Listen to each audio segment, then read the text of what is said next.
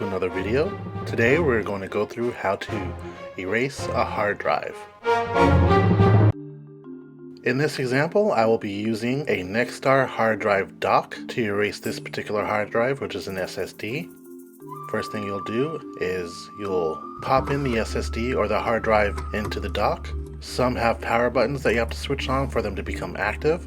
In this case, there's an activity light and a power light to let you know that it's on once you hit the power button.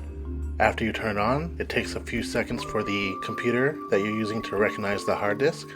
If you're using a Mac, you pop up Disk Utility, and once that opens, you should be able to see the hard drive listed on the left-hand side.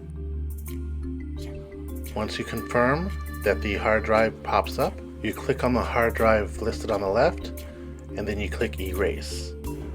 You can title it whatever you want to title it. You can use MS-DOS or exFAT if you're going to be using the hard drive with a Windows-based system, and then click Erase.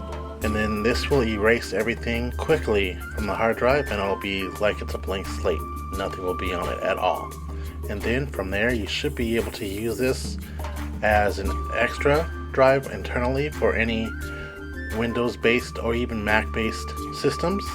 You can also use this as the primary operating system for many systems that use 2.5-inch drives as well. With that being said, this has been a tutorial on how to erase hard drives on a Mac. I hope you enjoyed it. Please like and subscribe. Let me know if you have any suggestions in the comments, and I will see you on the next one.